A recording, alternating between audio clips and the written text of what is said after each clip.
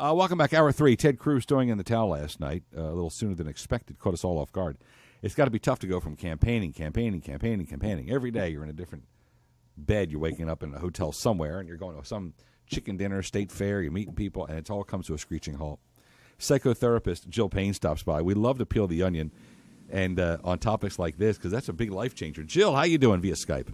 Hi, Sam. Looking beautiful in purple today. Thank you. You are all purple down. It's got to be like very traumatic. You go from campaigning, like Ted Cruz. I mean, not 25 hours a day, 8 days a week. You're somewhere. You're in some city, some bus, some hotel, and it all stops. How do you deal with it as a psychotherapist? What do you tell somebody? Well, that's what I'd like to talk about is loss. I want to say one thing that the chairman spoke today, and he said that this is a time to heal. So that's probably why he's the chairman. He says that he wants everyone to unite and everyone's going through these different stages of emotion. And Kubler-Ross, who was a psychiatrist, said there were 5 stages. Now, everyone doesn't go through all of them. Some go through just the shock, which is the first one, shock and denial, and then they go right to acceptance. And then some people will go through all of the stages, which are shock, anger, bargaining, depression, and acceptance. Wow. So that's a lot of emotion, huh? It is, and especially it was so stressful. You were on your toes. You were being interviewed every day. Right. You had to be careful what you said. You didn't want to say the wrong thing. And I can imagine the best thing is like take 20 days and go to Hawaii or something. Sit at the Four Seasons in Wailea and just chill out grow a beard. Well, Cruz is Trump said that he was brave and gracious. The reason he said he was brave, because just like you said, it takes a real man to look at the whole situation and look at the bigger picture. And his bigger picture was to unite the Republican Party. That was his bigger picture, not to cause chaos. So that's the reason that he probably dropped out, because he's very smart. Right. Right. Psychotherapist Jill Payne, chatwithjill.com. Excuse me, she's a good friend of our show. Met her through our friends at Houston Baptist University. She's a ball of fire, a lot of fun. We helped her with her website, and we started to add the psychotherapist spin on the elections. That's what I was going to talk about, because there's a lot of people that are angry and saying, I'm going to vote for Hillary. I've had it. I'm voting for Hillary. That's just what I said. They're going through the second stage, which they're angry, they're blaming, they're all upset. And when you are right there up at a high emotion, people are not thinking rationally. So it's not until you calm down can you start to think rationally. So that's what's going on here. Because you had such a division in the camps. The Trump people were so anti-Cruz. Trump called him Lion Ted. And the Cruz people were so anti-Trump. Right. As a psychotherapist, how do you bring the two camps together where, they weren't talking, getting along, they were kind of mean to each other? Well, this is politics. Yeah. and people usually will, it's a little different than a lot of other things in the world. In politics, they usually will come and unite together. Now, also, Trump, if you heard him talk last night, his tone was different. Yeah. He mentioned Cruz twice and said about how gracious he was and basically how we all need to unite. And so all of that needs to be more of that.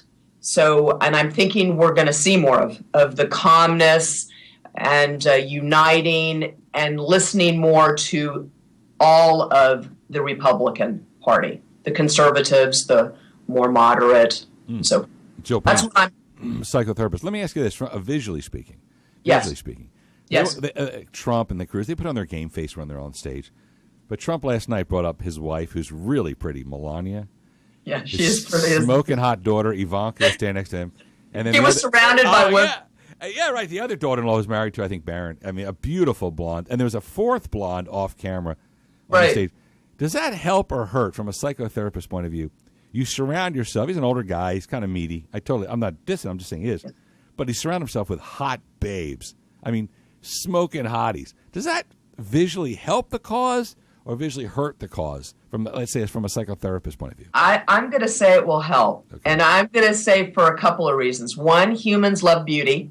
It's a known fact when you're a baby, you're attracted to people that their face is more synchronized. And so it's just a natural thing. And then if you're looking at the women, I was looking at their faces. So as he's talking, each one is giving a different facial expression. So there's some woman out there that may be able to relate with that facial expression. So, pardon? No, interesting, because so they're looking at that, like Ivanka, the daughter. Yes. Who's married? I was looking at her a lot. Yeah, she's smiling, and Melania last night with Trump had a sort of smile, but wasn't like showing teeth, so to speak. No, she's sort of, when I see her as letting him take control, which is probably how come their marriage is working. So if she were more dominant, it wouldn't work. So I do see her as what? No, interesting. No, I guess you married Donald Trump. You give him the keys. He is going to be dominant. Well, if you want it to work, someone needs to take the lead in dancing. If both parties take the lead, then someone's going to step on someone's foot. So in that case, it works. And so that's what I'm seeing with her. However, with the daughter, he's given her a lot of control with the business, with helping him out. And so she has a different role, so therefore she's going to act differently. Got it. Jill Payne, psychotherapist. And one quick note, there's a writer named Ed Klein who had just spent 48 hours with Trump in Indiana. He called in today, and he went on the Trump's 757, and because he's writing a book, and Trump gave him access while he was in Indiana. He said, interesting thing is, he's got a huge television aboard the jet that's turned up all the way loud, that you can't even talk to people, and that Donald yells back at the television. So when Cruz was saying something, the volume's turned up. You can't even talk to people on the jet. The TV's so loud.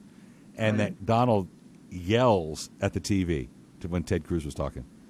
What is that from a psychotherapist angle? What the hell is that? Why would you yell at the television? You can't change anything. They can't hear you. It's haven't you ever watched a football game and you're at home and you're yelling and screaming for your team?